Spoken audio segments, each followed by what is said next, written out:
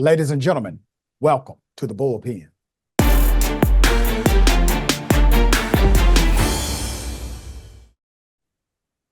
Mr. Marcellus Williams, scheduled to be executed in a few days. We have some video, we have an update, and we also have an advocate to give you background to this. This would be a miscarriage of justice to the utmost if he is in fact executed. Here's the video. Right now, you're looking at an innocent man currently awaiting execution. 7 years ago, the DNA on the murder weapon was finally tested and proved it was not his. Whoever handled this knife left DNA. It is not Marcellus Williams. His execution was stayed by the then governor, and a panel was convened to reassess his conviction. Are you hopeful now with this board required? I'm hopeful, but I don't believe or trust in the judicial system. But I'm hopeful that some good will come out of it one way or another. And I'll just leave it at that. A prosecutor, elected prosecutor, said he agreed. He files a motion. The judge denied it, even though the prosecution says this man should not be on death row. To talk to us about this is Michelle Smith, co-director, Missourians to Abolish the Death Penalty. Michelle, good to have you back on the show. How are you? I'm good, Dr. Ritchie. Thank you so much for having me on.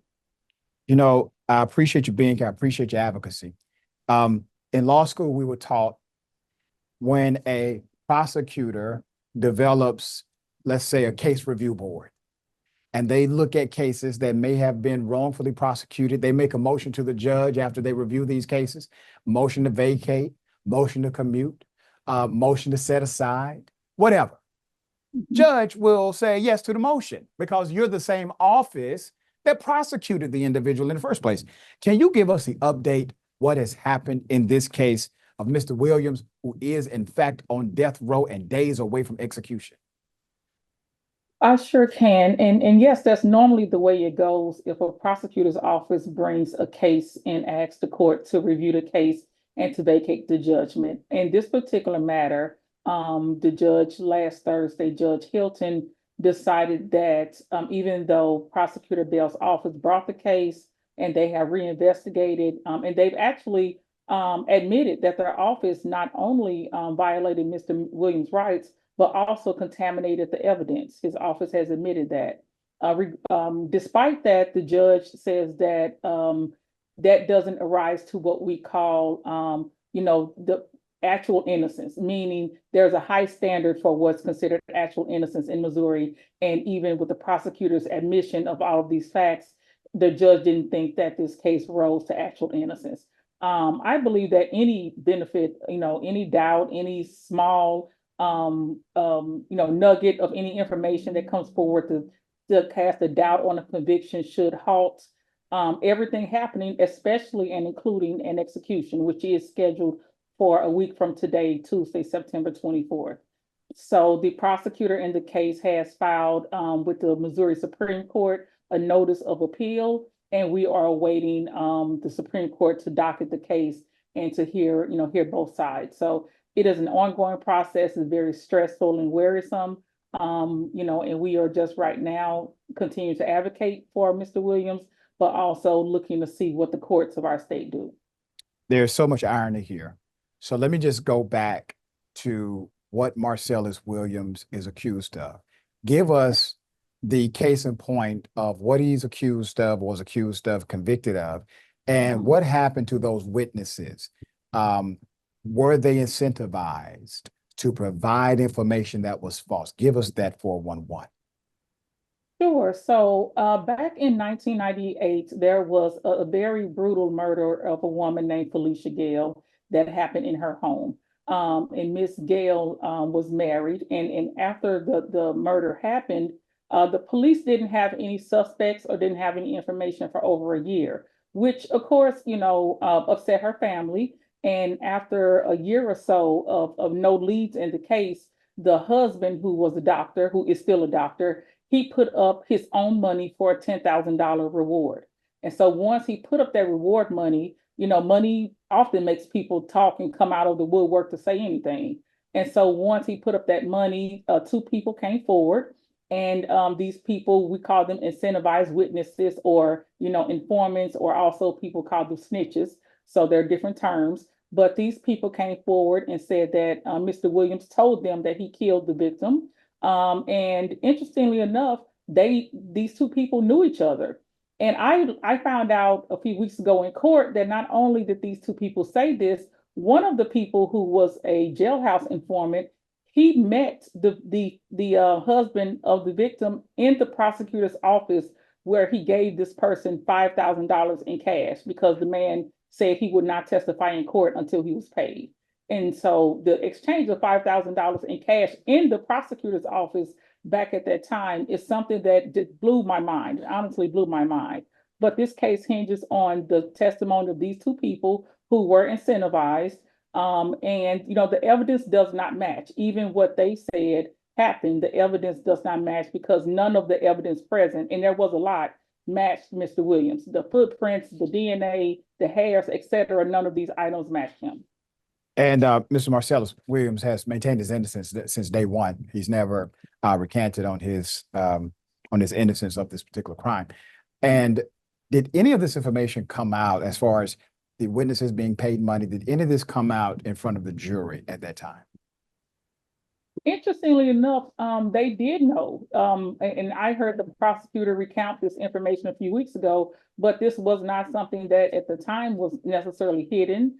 Now, I believe that as far as the DNA evidence is concerned, which recent tests have shown that the DNA matches the prosecutor. So if a DNA matches the prosecutor, obviously it was contaminated because the prosecutor, I mean, we're going to assume he was not the perpetrator. So, but that was not known at that time. Now, today, the prosecutor has said, yes, I handled the weapon without any gloves. I always did this. And anyone else has a case that was prosecuted by this particular person, it also needs review, because why are you handling evidence without gloves? So there's some information that's definitely new in the case, but there was some of it that was known at that time as well.